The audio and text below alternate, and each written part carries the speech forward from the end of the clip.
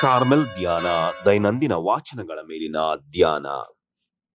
June 16ನೇ ತಾರೀಕು ಭಾನುವಾರ. ಸಂತ ಮಾರ್ಕನು ಬರೆದ ಶುಭ ಸಂದೇಶದಿಂದ ವಾಚನ. ಆ ಕಾಲದಲ್ಲಿ ಯೇಸು ಇನ್ನೊಂದು ಸಾಮತಿಯನ್ನು ಹೇಳಿದರು. ದೇವರ ಸಾಮ್ರಾಜ್ಯವನ್ನು ರೈತನೊಬ್ಬನು ತನ್ನ ಹೊಲದಲ್ಲಿ ಮಾಡಿದ ಬಿತ್ತನೆಗೆ ಹೋಲಿಕೆಯಾಗಿದೆ. ಬಿತ್ತನೆ ಆದ ಬಳಿಕ ಅವನು ರಾತ್ರಿಯಲ್ಲಿ ಮಲಗಿರಲಿ ಹಗಲಲ್ಲಿ ಎದ್ದಿರಲಿ ಅವನಿಗೆ ಹೇಗೆಂದು ತಿಳಿಯದೆ ಆ ಬೀಜವು ಮೊಳೆತು ಬೆಳೆಯುತ್ತಿರುತ್ತದೆ. ಭೂಮಿಯು ಮೊದಲು ಸಸಿಯನ್ನು, ಅನಂತರ ಹೊಡೆಯನ್ನು, ತರುವಾಯ ತೆನೆ ತುಂಬ ಕಾಳನ್ನು ತನ್ನಷ್ಟಕ್ಕೆ ತಾನೇ ಉತ್ಪತ್ತಿ ಮಾಡುತ್ತದೆ. ಬೆಳೆಯು ಮಾಗಿದಾಗ ಸುಗ್ಗಿಯ ಬಂತೆಂದು ವ್ಯವಸಾಯಗಾರನು ಕುಡುಗೋಲನ್ನು ಬಳಸುತ್ತಾನೆ ಎಂದರು. ಯೇಸು ತಮ್ಮ ಉಪದೇಶವನ್ನು ಮುಂದುವರಿಸಿ, ದೇವರ ಸಾಮ್ರಾಜ್ಯವನ್ನು ಇನ್ನು ಯಾವುದಕ್ಕೆ ಹೋಲಿಸೋಣ? ಅದಕ್ಕಾಗಿ ಯಾವ ಸಾಮತಿಯನ್ನು ಉಪಯೋಗಿಸೋಣ? ಭೂಮಿಯಲ್ಲಿರುವ ಕಾಳಲ್ಲಿ ಅತಿ ಚಿಕ್ಕದಾಗಿರುವ ಸಾಸುವೆ ಕಾಳಿಗೆ ಅದನ್ನು ಹೋಲಿಸಬಹುದು. ಸಾಸುವೆ ಕಾಳು ಚಿಕ್ಕದಾಗಿದ್ದರೂ ಬಿತ್ತನೆಯ ತರುವಾಯ ಮೊಳೆತು ಎಲ್ಲಾ ಕಾಯಿ ಪಲ್ಯ ಸಸ್ಯಗಳಿಗಿಂತಲೂ ದೊಡ್ಡದಾಗಿ ಬೆಳೆಯುತ್ತದೆ. ಹಕ್ಕಿಗಳು ಕೂಡ ಬಂದು ಅದರ ನೆರಳಲ್ಲಿ ಗೂಡು ಕಟ್ಟಿ ವಾಸಿಸುವಷ್ಟು ದೊಡ್ಡದಾದ ರೆಂಬೆಯನ್ನು ಅದು ತಳೆಯುತ್ತದೆ ಎಂದರು. ಯೇಸು ಈ ಬಗೆಯ ಸಾಮತಿಗಳನ್ನು ಉಪಯೋಗಿಸಿ ಜನರಿಗೆ ದೇವರ ಶುಭ ಸಂದೇಶವನ್ನು ಅವರವರ ತಿಳುವಳಿಕೆಗೆ ತಕ್ಕಂತೆ ಉಪದೇಶಿಸುತ್ತಿದ್ದರು. ಸಾಮತಿಯನ್ನು ಉಪಯೋಗಿಸದೆ ಅವರು ಬೋಧಿಸುತ್ತಿರಲಿಲ್ಲ. ಆದರೆ ತಮ್ಮ ಆಪ್ತ ಶಿಷ್ಯರೊಡನೆ ಪ್ರತ್ಯೇಕವಾಗಿದ್ದಾಗ ಅವರಿಗೆ ಎಲ್ಲವನ್ನು ವಿವರಿಸಿ ಹೇಳುತ್ತಿದ್ದರು. ಪ್ರಭುವಿನ ಶುಭ ಸಂದೇಶವಿದು. ಕ್ರಿಸ್ತರೇ, ನಿಮಗೆ ಸ್ತುತಿಯಾಗಲಿ. ಕಾರ್ಮೆಲ್ ಧ್ಯಾನವನ್ನು ಆಲಿಸುವ ಪ್ರೀತಿಯ ಸಹೋದರ ಮತ್ತು ಸಹೋದರಿಯರೇ, ಇವತ್ತಿನ ಶುಭ ಸಂದೇಶದಲ್ಲಿ ಯೇಸು 2 ಉದಾಹರಣೆಗಳ ಮೂಲಕ ಶುಭ ಸಂದೇಶ ಅಥವಾ ದೇವರ ಸಾಮ್ರಾಜ್ಯದ ಬಗ್ಗೆ ಸಾಮತಿಯನ್ನು ಹೇಳುತ್ತಾರೆ. ಯೇಸು ಈ ಸಾಮತಿಗಳನ್ನು ಯಾಕೆ ಬಳಸುತ್ತಾರೆ ಅಂದರೆ, ಇದು ಜನಸಾಮಾನ್ಯರ ಉಪಯೋಗಿಸುವ ವಸ್ತುಗಳಾಗಿದ್ವು. ಇಸ್ರಾಯೇಲ್ ಜನರು ರೈತರಾಗಿದ್ರು, ವ್ಯವಸಾಯ ಮಾಡ್ತಿದ್ರು. ಅವರಿಗೆ ಸಾಸಿವೆ ಕಾಳು ಬಿತ್ತುವುದು ಹೊಲದಲ್ಲಿ ಇದು ಬಹಳ ಸರ್ವೇ ಸಾಮಾನ್ಯವಾಗಿತ್ತು. ಅದಕ್ಕಾಗಿ 2 ಸಾಮತಿಗಳನ್ನು ಅವರು ಹೇಳುತ್ತಾರೆ. ಮೊದಲ ಸಾಮತಿಯಲ್ಲಿ ಒಬ್ಬ ರೈತ ಬಿತ್ತಿದ ಬೀಜದಂತೆ ದೇವರ ಸಾಮ್ರಾಜ್ಯವನ್ನು ಹೋಲಿಸುತ್ತಾರೆ. ಒಬ್ಬ ರೈತ ಬೀಜವನ್ನು ಬಿತ್ತುತ್ತಾನೆ. ಆತನ ಕೆಲಸ ಭೂಮಿಯನ್ನು ಹದ ಮಾಡುವುದು, ಉಳುವುದು, ಬೀಜವನ್ನು ಬಿತ್ತುವುದು ಒಂದು ಒಳ್ಳೆಯ ಮಣ್ಣಿನಲ್ಲಿ. ಆದರೆ ಅದು ಬೆಳೆಯುವಂತೆ ಮಾಡುವುದು, ಅದರಲ್ಲಿ ಫಲ ಕೊಡುವಂತೆ ಮಾಡುವುದು ಅದು ರೈತನಿಗೆ ಆಗುವುದಿಲ್ಲ. ಅದು ಯಾರು ಮಾಡಬೇಕು? ಈ ಪ್ರಕೃತಿ ಅಥವಾ ದೇವರು ಮಾಡಬೇಕು. ನಾವು ಬೀಜವನ್ನು ಬಿತ್ತಬಹುದು, ಆದರೆ ಒಂದು ಸಸಿಯನ್ನು ಬೆಳೆಯುವಂತೆ ಮಾಡಲು, ಫಲ ಕೊಡುವಂತೆ ಮಾಡಲು ಅದು ನಮ್ಮಲ್ಲಿಲ್ಲ. ಆ ಒಂದು ಶಕ್ತಿ ಅದು ಕೇವಲ ಪ್ರಕೃತಿಯಲ್ಲಿದೆ. ನಾವು ಮಲಗಿರಲಿ ಎದ್ದಿರಲಿ ಪ್ರಕೃತಿ ತನ್ನ ಕೆಲಸವನ್ನು ಮುಂದುವರಿಸುತ್ತದೆ. ಮತ್ತು ಸಮಯವನ್ನು ಬಂದಾಗ ಆ ರೈತ ಆ ಪೈರನ್ನು ದಾಸ್ತಾನು ಮಾಡುತ್ತಾನೆ ಮತ್ತು ಸಂತೋಷಗೊಳ್ಳುತ್ತಾನೆ. ಹಾಗೆ ದೇವರ ಸಾಮ್ರಾಜ್ಯ ಕೂಡ ನಮ್ಮ ಕೆಲಸ ಅದರ ಪ್ರಾರಂಭದಲ್ಲಿ, ಅಂದರೆ ಉತ್ತಮ ಮಣ್ಣಿನಲ್ಲಿ ಅದನ್ನು ಬಿತ್ತುವುದು. ಅಂದರೆ ಉತ್ತಮ ಮಣ್ಣು ಯಾವುದು? ಒಂದು ಉತ್ತಮ ವ್ಯಕ್ತಿತ್ವ, ವಿಶ್ವಾಸ, ತೆರೆದ ಮನಸ್ಸು, ಡಿಸ್ಪೊಸಿಷನ್ ಅಂತ ಹೇಳ್ತೇವೆ. ನಮ್ಮಲ್ಲಿ ಒಂದು ದೇವರ ಸಾಮ್ರಾಜ್ಯಕ್ಕಾಗಿ, ದೇವರ ವಿಶ್ವಾಸಕ್ಕಾಗಿ ಒಂದು ಒಳ್ಳೆಯ ಪರಿಸರವನ್ನು ಬೆಳೆಸಿದಾಗ ದೇವರ ವಾಕ್ಯ ಎಂಬ ಬೀಜ ಅಲ್ಲಿ ಬಿದ್ದಾಗ ಅದು ಫಲವತ್ತಾಗಿ ಸಮೃದ್ಧವಾಗಿ ದೇವರು ಅದನ್ನು ಫಲ ಕೊಡುವಂತೆ ಮಾಡುತ್ತಾರೆ. ನಮ್ಮ ಜೀವನದಲ್ಲಿ ಫಲಗಳು ಸಿಗುತ್ತವೆ. ಯಾವುದು ಫಲಗಳು?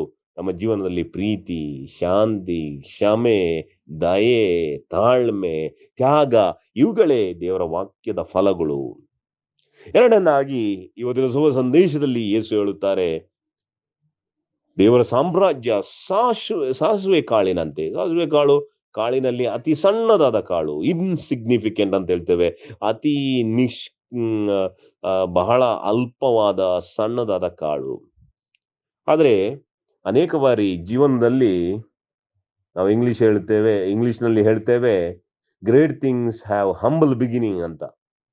ಜೀವನದಲ್ಲಿ ಮಹಾ ಸಾಧನೆಗಳಿಗೆ ಬಹಳ ಸಣ್ಣದಾದ ಆರಂಭಗಳಿವೆ. ಇರಬಹುದು ವ್ಯವಹಾರ, ಇರಬಹುದು ಯಾವುದೇ ವ್ಯಕ್ತಿಯ ಸಾಧನೆ. ನೀವು ನೋಡಿ ಅವನ ಅದರ ಬ್ಯಾಕ್‌ಗ್ರೌಂಡ್‌ಗಳೆಲ್ಲ ನೋಡಿದಾಗ ಈ ಕಂಪನಿಗಳು ಇವತ್ತು ಎಂತೆಂಥ ದೊಡ್ಡ ಕಂಪನಿಗಳಾಗಿವೆ. ಆದ್ರೆ ಅವರ ಆರಂಭ ಬಹಳ ಸಣ್ಣದಾಗಿರ್ತವೆ. ಒಬ್ಬ ವ್ಯಕ್ತಿ ಎಲ್ಲೋ ಒಂದು ಗೂಡಂಗಡಿ ಇಟ್ಕೊಂಡು ಏನೋ ಮಾರಿ ಅದು ಅನಂತರ ಒಂದು ದೊಡ್ಡ ಅಂತಾರಾಷ್ಟ್ರೀಯ ಕಂಪನಿಯಾಗಿ ಬೆಳೆದ ಉದಾಹರಣೆಗಳು ಹೆಚ್ಚಿವೆ. ಹಾಗೆ ಸಾಧನೆಗಳು ಕೂಡ ಹಾಗೆ. ಕೆಲವರು ಆ ಬ ಶೈಕ್ಷಣಿಕವಾಗಿ ಅವರಿಗೆ ವಿದ್ಯಾಭ್ಯಾಸ ಇಲ್ಲದೆ ಅದಕ್ಕಾಗಿ ಪರದಾಡಿ, ಎಲ್ಲೋ ಪೇಪರ್ ಹಾಕಿ, ಎಲ್ಲೋ ರೋಡ್ ಸೈಡಲ್ಲಿ ಲೈಟ್ ಕಂಬದ ಕೆಳಗೆ ಓದಿ, ಅನಂತರ ಮೇಧಾವಿಗಳಾದ ಸನ್ನಿವೇಶಗಳು ಇವೆ. ಹಾಗೆಯೇ ದೇವರ ಸಾಮ್ರಾಜ್ಯ ಕೂಡ ಅದು ಸಾಸಿವೆ ಕಾಳಿನಂತೆ. ಅಂದ್ರೆ ಅದರ ಆರಂಭ ಬಹಳ ವಿನಯ ಮತ್ತು ಅಲ್ಪತೆಯಿಂದ ಕೂಡಿದ್ದು. ಆದರೆ ಅದು ದೀರ್ಘವಾಗಿ ಬೆಳೆಯುತ್ತಾ ದೇವರು ಅದನ್ನು ಬೆಳೆಸುತ್ತಾರೆ. ನಾವು ದೇವರ ಸಾಮ್ರಾಜ್ಯ ಅಥವಾ ದೇವರ ಇವತ್ತು ಪವಿತ್ರ ಸಭೆ ನೋಡಿದಾಗ ಅದು ಆರಂಭವಾದದ್ದು ಅನಕ್ಷರಾದ 12 ಶಿಷ್ಯರ ಮೂಲಕ. ಆದರೆ ಅದು ಇಡೀ ಪ್ರಪಂಚಕ್ಕೆ ಇವತ್ತು ಹಬ್ಬಿದೆ. ಎರಡನೇದಾಗಿ ಸಾಸಿವೆ ಕಾಳು ಹೇಗೆ ಬೆಳೆದ ಮೇಲೆ ಹೇಗೆ ಪ್ರಯೋಜನಕಾರಿಯಾಗುತ್ತದೆ ಎಂಬುದಾಗಿ ಇವತ್ತಿನ ಶುಭ ಸಂದೇಶ ಹೇಳುತ್ತದೆ. ಅದರಲ್ಲಿ ಹಕ್ಕಿಗಳು ಗೂಡು ಕಟ್ಟುತ್ತವೆ, ಅದು ನೆರಳನ್ನು ನೀಡುತ್ತದೆ, ಅದರ ಗೆಲ್ಲುಗಳು ಚಾಚಿಕೊಳ್ಳುತ್ತವೆ. ಹಾಗೆಯೇ ನಮ್ಮ ಜೀವನವು ಕೂಡ ಪ್ರಯೋಜನಕಾರಿಯಾಗಬೇಕು. ಈ ಜೀವನದಲ್ಲಿ ನಾವು ಸತ್ತಾಗ ಎಲ್ಲರೂ ನಮ್ಮ ಜೀವನವನ್ನು ಮೌಲ್ಯಮಾಪನ ಮಾಡುವುದು ನಾವು ಎಷ್ಟು ಪ್ರಯೋಜನಕಾರಿಯಾಗಿದ್ದೇವೆ. ನಾವು ಮೇಧಾವಿಗಳಾಗಿರ್ಬೋದು, ನಮ್ಮಲ್ಲಿ ಅಂತಸ್ತಿರ್ಬೋದು, ನಮ್ಮಲ್ಲಿ ಅನೇಕ ಪ್ರತಿಭೆಗಳಿರ್ಬೋದು, ಅದೆಲ್ಲ ಮಣ್ಣಾಗ್ತದೆ. ಆದರೆ ನಾವು ಇತರರೊಂದಿಗೆ ಅದನ್ನು ಹಂಚಿದಾಗ ಮಾತ್ರ ಅದು ನಾವು ಶ್ರೇಷ್ಠರಾಗ್ತೇವೆ. ಯಾಕೆಂದ್ರೆ ನಾವು ಏನನ್ನು ಕೊಂಡೋಗುವುದಿಲ್ಲ, ಏನನ್ನು ತರುವುದಿಲ್ಲ. ಆದ್ರೆ ನಮ್ಮಲ್ಲಿ ಏನಿದೆ ಅದನ್ನು ನಾವು ಇತರರೊಂದಿಗೆ ಹಂಚಿದಾಗ ಮತ್ತು ಅದು 4 ಜನರಿಗೆ ಉಪಯೋಗ ಆಗ್ತದೆ. ನಾನು ಕೂಡ ಒಂದು ಫಲಕಾರಿಯಾಗುತ್ತೇನೆ. ಒಂದು ಸಮೃದ್ಧಿಯಾಗಿ ಹೇಗೆ ನೋಡಿ, ಈ ಪ್ರಕೃತಿಯಲ್ಲಿ ಪ್ರತಿಯೊಂದು ಹಣ್ಣು, ಕಾಯಿ ಅದು ನೆಲಕ್ಕೆ ಉರುಳ್ತದೆ ಅಥವಾ ಹಣ್ಣಾಗಿ ನೆಲಕ್ಕೆ ಬೀಳ್ತದೆ. ಆಗ ಮಾತ್ರ ಇನ್ನೊಂದು ಸಸಿಯಾಗಲು ಸಾಧ್ಯ ಅಥವಾ ಸಮೃದ್ಧಿ ಹೊಂದಲು ಸಾಧ್ಯ. ಅಥವಾ ಅದು ಮರದಲ್ಲೇ ಇದ್ದು ಅಲ್ಲೇ ಹಣ್ಣಾಗಿ ಅಲ್ಲೇ ಒಣಗಿ ಹೋದ್ರೆ ಅದು ಇನ್ನೊಂದು ಮರವಾಗಲು ಸಾಧ್ಯ ಇಲ್ಲ. ಅದಕ್ಕಾಗಿ ಯಾವುದೇ ಹಣ್ಣು ಮರದಲ್ಲಿ ಒಂದು ಕೆಲವು ಸಮಯ ನಿಲ್ತದೆ, ಆಮೇಲೆ ಅದು ಕೆಳಕ್ಕೆ ಉರುಳ್ತದೆ, ಒಣಗ್ತದೆ, ಕೆಳಕ್ಕೆ ಉರುಳ್ತದೆ, ಅದು ಸಾಯ್ತದೆ. ಆ ಸತ್ತಾಗ ಮಾತ್ರ ಇನ್ನೊಮ್ಮೆ ಅದು ಬೆಳೆದು ಇನ್ನೊಂದು ಮರವಾಗಲು ಸಾಧ್ಯ. ಹಾಗೆಯೇ ನಮ್ಮ ಜೀವನ, ನಾವು ಇತರರಿಗಾಗಿ ಅದನ್ನು ಧಾರೆ ಎರೆದಾಗ, ಇದರಿಗಾಗಿ ಬಳಸಿದಾಗ, ನಮ್ಮಲ್ಲಿರುವ ಯಾವುದೇ ಒಂದು ಪ್ರತಿಭೆಗಳಿರ್ಬೋದು, ನಾನು ಒಬ್ಬ ಮಹಾ ಜ್ಞಾನಿಯಾಗಿರ್ಬೋದು, ಆ ಜ್ಞಾನ ನನ್ನಲ್ಲೇ ಮಣ್ಣಾಗ್ತದೆ. ನಾನು ಇತರರಿಗೆ ಹಂಚಿದಾಗ ಮಾತ್ರ ಅದು ಫಲಕಾರಿಯಾಗ್ತದೆ. ದುಡ್ಡಿರ್ಬೋದು, ಅಂತಸ್ತಿರ್ಬೋದು, ಬ್ಯಾಂಕಲ್ಲಿ ದೊಡ್ಡ ಬ್ಯಾಲೆನ್ಸ್ ಇರ್ಬೋದು, ಅದು ಯಾರೋ ತಿಂದು ಹೋಗ್ತಾರೆ ಅಥವಾ ಯಾವುದೋ ಗವರ್ಮೆಂಟಿಗೆ ಹೋಗ್ತದೆ ಅಥವಾ ಇನ್ನೇನೋ ಆಗ್ತದೆ. ಅದನ್ನು 4 ಜನರಿಗೆ ನನಗೆ ಬೇಕಾದ ರೀತಿಯಲ್ಲಿ ಸಹಾಯ ಆಗೋದ ರೀತಿಯಲ್ಲಿ ನಾನು ಹಂಚಿದಾಗ 4 ಜನರು ನಮ್ಮ ಬಗ್ಗೆ ಒಳ್ಳೇದ ಮಾತನಾಡ್ತಾರೆ. ಹಾಗೆಯೇ ದೇವರ ಸಾಮ್ರಾಜ್ಯವು ಕೂಡ ಅದನ್ನು ಇತರರಿಗಾಗಿ ನಮ್ಮ ಜೀವನವನ್ನು ಧಾರೆ ಎರೆಯುವುದರಲ್ಲಿ ಇದೆ. ನಾವು ಎಷ್ಟು ನಮ್ಮ ಜೀವನವನ್ನು ಇತರರಿಗಾಗಿ ಧಾರೆ ಎರೆಯುತ್ತೇವೆ, ಅಷ್ಟರ ಮಟ್ಟಿಗೆ ಅದು ಸಮೃದ್ಧಿಯಾಗಿ ಬೆಳೆಯುತ್ತದೆ. ನಮ್ಮ ಜೀವನ ಯಾವುದೇ ವ್ಯಕ್ತಿಗಳನ್ನು ಯಾರನ್ನು ನಾವು ಈ ಭೂಲೋಕದಲ್ಲಿ ಸ್ಮರಿಸುತ್ತೇವೆ, ಅವರು 4 ಜನರಿಗೆ ಫಲಕಾರಿಯಾಗಿದ್ದಾರೆ. ಪ್ರಿಯರೇ, ಕಾರ್ಮೆಲ್ ಧ್ಯಾನ, ದೈನಂದಿನ ವಾಚನಗಳ ಮೇಲಿನ ಧ್ಯಾನ, ಇದು ಕಾರ್ಮೆಲ್ ಗುರುಗಳ ಕೊಡುಗೆಯಾಗಿದೆ. ಇಂದಿನ ಈ ಧ್ಯಾನವನ್ನು ನಿಮಗೆ ನೀಡಿದ್ದಾರೆ ವಂದನೆ ಸ್ವಾಮಿ ವಿಜಯ್ ಡಿಕಾಸ್ಟಾ. ವಂದನೆಗಳು. ಆಮೆನ್.